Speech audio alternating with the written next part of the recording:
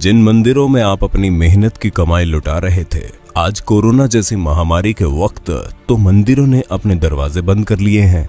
मंदिरों में बैठे ब्राह्मण मंदिरों के खजाने पर कुंडली मार कर बैठे हैं। देश में इतनी बड़ी आपदा आई है, करोड़ों लोग घरों में कैद है। देश में मेडिकल उपकरण की भारी कमी है। देश आर्थिक तंगी से गुजर रहा है, लेकिन देश के मंदिरों ने एक पैसा भी दान नहीं किया। इन मंदिरों में बैठे ब्राह्मणवादी अरबों खरबों के चढ़ावे पर आसन लगाए बैठे हैं। ट्विटर पर #मंदिर में दान देना बंद करो ट्रेंड चल रहा है।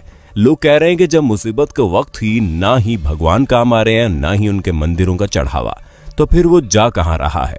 आइए आपको बताते हैं भारत के मंदिरों के पास कितना पैसा है। देश के अमीरों की बात आती है तो अक्सर अंबानी, टाटा और बिड़ला का नाम आता है। हालांकि आपको ये जानकर हैरानी होगी कि देश में कुछ मंदिर ऐसे भी हैं जिनके पास इन अरबपतियों से भी ज्यादा संपत्ति है। केरल का पद्मनाभ स्वामी मंदिर भारत के सबसे अमीर मंदिरों की सूची में आता है। यहाँ हर साल करीब 500 करोड़ रुपए का चढ़ावा आता है।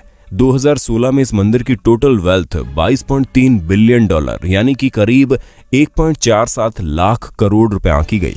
आंध्र प्रदेश के तिरुपति बालाजी मंदिर की टोटल वेल्थ 52,000 करोड़ रुपए है। मंदिर हर साल करीब 600 करोड़ रुपए की कमाई करता है। शिरडी साईं बाबा का टेम्पल देश के सबसे फेमस मंदिरों में से एक है। साल 2018-19 में लोगों ने यहाँ 679 करोड़ रुपए दान कर दिए। शिरडी मंदिर की कुल संपत्ति 2200 करोड़ से ज्यादा है। जम्मू के वैष्णो देवी मंदिर में सालाना 500 करोड़ से ज्यादा डोनेशन आता है। मंदिर के पास 1200 किलो से ज्यादा तो सोना ही है। वहीं मुंबई के सिद्धिविनायक मंदिर की सालाना कमाई 125 करोड़ से ज्यादा है। भारत में कुल 6,38,000 गांव है, 5,000 कस्बे और 400 बड़े शहर हैं। अमूमन हर गांव में मंदिर होता है। शहरों में तो देवी देवताओं के अलग अलग मंदिर होते हैं। इस हिसाब से भारत में 6 लाख से ज्यादा मंदिर है। सोचिए इस देश की कितनी बड़ी संपत्ति पर सिर्फ और सिर्फ ब्राह्मणों का कब्जा है। पुरी के जगन्नाथ मंदिर, वाराणसी के काशी विश्वनाथ मंदिर, गुजरात के सोमनाथ मंदिर और मदुरई के मीनाक्षी मंदिर जैसे धार्मिक स्थलों पर खजाने भरे पड़े हैं, लेकिन मंदिरों में बैठे पंडित देश की भलाई के लिए एक पैसा तक दान नहीं करते। भगवान के नाम पर आपकी जेब खाली की जाती है और फिर ये लोग उसे हजम कर जाते हैं। जरा सोचिए, अगर ये मंदिर अपनी संपत्ति दान कर दे तो एक दिन में भारत की गरीबी दूर हो जाए, लेकिन ये ऐसा नहीं करते। धर्म के नाम पर लोगों को मूर्ख बनाकर ब्राह्मणवादी मौज काट रहे हैं। इसलिए अगली बार जब आप अपने बटुए से कोई नोट निकालें तो सोचिएगा जरूर कि आपके खून पसीने की कमाई पर कौन ऐश कर रहा है। मंदिर में या मस्जिद में सीमेंट की बोरी देने से पहले पड़ोस में देख लीजिए, अगर कोई गरीब हो तो आटे की बोरी पहले दीजिए। दान करना गलत नहीं है, लेकिन सोचने वाली बात है कि आखिर मंदिर में किए गए दान से किसका भला होता है। मंदिरों में दान करने वालों की मानसिकता क्या होती है। अपने देश में इतनी ज्यादा गरीबी है कि उनकी चिंता किसी को नहीं है। कई किसान भूख से मर जाते हैं, पर उनकी मदद करने के लिए कोई आगे नहीं आता। लेकिन मंदिरों में लाखों नहीं बल्कि करोड़ का गुप्त दान दिया जाता है। आखिर इस दान से हासिल क्या होता है, किसको मिलता है इसका लाभ। हम एक बात साफ कर दें, हम कोई नास्तिक नहीं है। भगवान ने हमारी भी उतनी आस्था जितनी होनी चाहिए। लेकिन सोचने वाली बात यह है कि आस्था जताने के लिए मंदिरों में दान करना जरूरी है। अगर नहीं तो फिर जो लोग मंदिरों में बेतहाशा दान करते हैं, उनके पीछे की मानसिकता क्या है। क्या उनको भगवान से किसी बात का डर रहता है?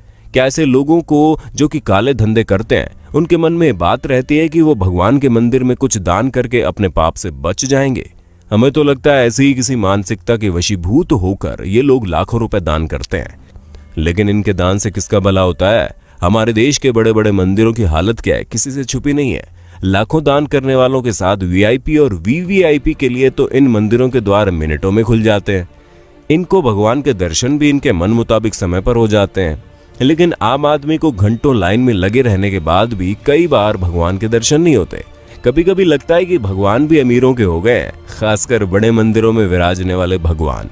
शिरडी के साईं बाबा के दरबार के बारे में कहा जाता है कि वहां पर सभी को समान रूप से देखा जाता है। लेकिन हमारे एक मित्र ने बताया कि जब वो शिरडी गए थे तो वीआईपी पास से गए थे और उनको दर्शन करने में कम समय लगा। यानी वहां भी बड़े छोटे का भेद है। संभवतः अपने देश में ऐसा कोई मंदिर है ही नहीं जहां पर छोटे बड़े का भेद ना हो। किसी वीआईपी या फिर अमीर को हमेशा लाइन में लगने से परहेज रहता है। वे भला किसी गरीब के साथ लाइन में खड़े कैसे हो सकते हैं? लाखों का दान करने वालों को क्या अपने देश की गरीबी नजर नहीं आती? क्या ऐसा दान करने वाले लोग इन खैराती अस्पतालों, अनाथ आश्रमों में दान करने के बारे में नहीं सोचते। जिन आश्रमों में ऐसे बच्चों को रखा जाता है, जिन बच्चों में संभवतः ऐसे बच्चे भी शामिल हैं जो किसी अमीर की अय्याशी की निशानी के तौर पर किसी बिन ब्याही माँ की कोख से पैदा होते हैं, क्या लाखों दान करने वालों को अपने देश के किसानों की भूख से वो मौतें नजर नहीं आती? हम तो इतना जानते हैं कि किसी भूखे को खाना खिलाने से लाखों रुपए के दान से ज्यादा का पुण्य मिलता है। किसी असहाय और गरीब की मदद करने से उनके दिल से जो दुआ निकलती है वो दुआ बहुत काम की होती है।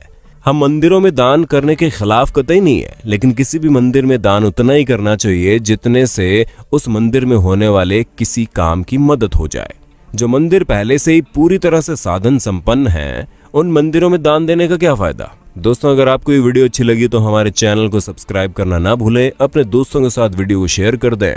धन्यवाद।